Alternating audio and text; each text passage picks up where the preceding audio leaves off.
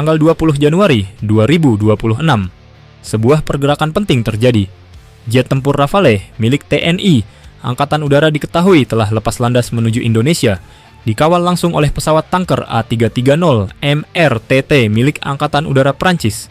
Secara logika, ini seharusnya menjadi berita besar. Namun yang terjadi justru sebaliknya. Hening.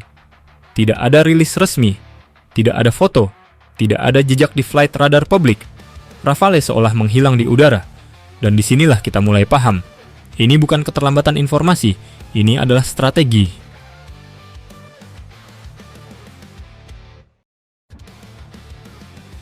Apa yang kita ketahui secara objektif? Secara data terbuka, beberapa hal bisa dipastikan. Rafale batch pertama memang dijadwalkan ferry flight pada rentang 20 sampai 22 Januari 2026. Pengawalan oleh A330 MRTT menunjukkan penerbangan jarak jauh dengan skema refueling udara, lazim untuk pengiriman jet tempur strategis. Namun ada satu anomali penting.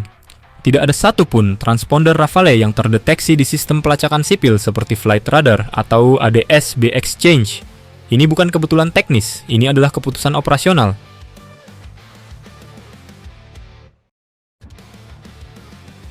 Operation Security, TNI Angkatan Udara, bukan sekadar rapi, tapi konsisten. TNI Angkatan Udara sejak lama dikenal sangat disiplin dalam operational security, bukan hanya tertutup, tapi konsisten menutup celah informasi. Kita flashback, sistem NASAM sudah operasional, namun hingga hari ini hampir tidak ada foto otentik yang memperlihatkan posisi, konfigurasi, atau kesiapan tempurnya. Bukan karena tidak ada kamera, tapi karena informasi itu memang tidak boleh keluar. Lebih jauh lagi, era A4 Skyhawk. Pesawat ini disembunyikan dari publik bertahun-tahun, bahkan saat sudah aktif operasional. Dunia luar baru menyadari kapasitas sebenarnya setelah semuanya mapan. Rafale bukan kasus baru. Ia hanya melanjutkan tradisi sunyi TNI Angkatan Udara.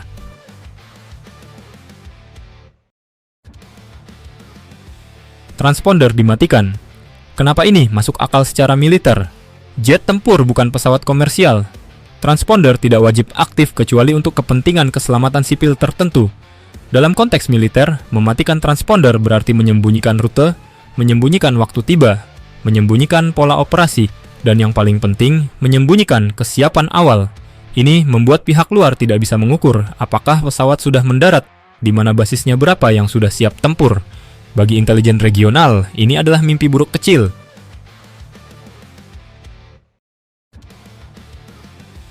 Kenapa kawasan pasti memantau?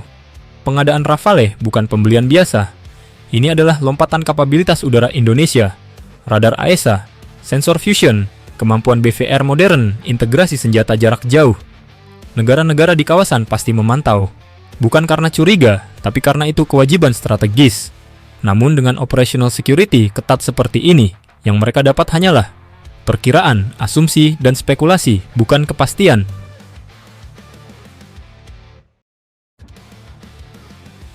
Tanggal 25 Januari. Rilis saat semuanya siap. Beredar desas-desus bahwa 25 Januari akan menjadi momen rilis resmi. Jika itu benar, maka polanya sangat khas TNI Angkatan Udara.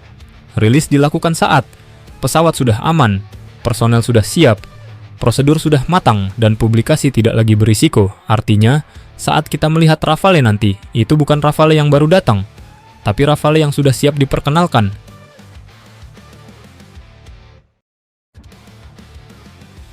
Disiplin informasi adalah bagian dari pertahanan.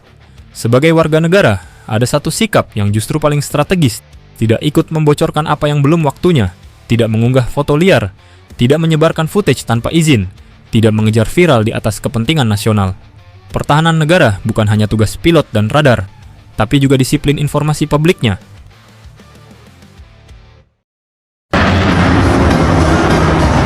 Rafale datang tanpa suara, tanpa parade, tanpa jejak digital, dan justru disitulah kekuatannya. Ini bukan soal sembunyi, ini soal mengendalikan narasi dan timing. Strategi sunyi senyap ala Jakarta kembali bekerja.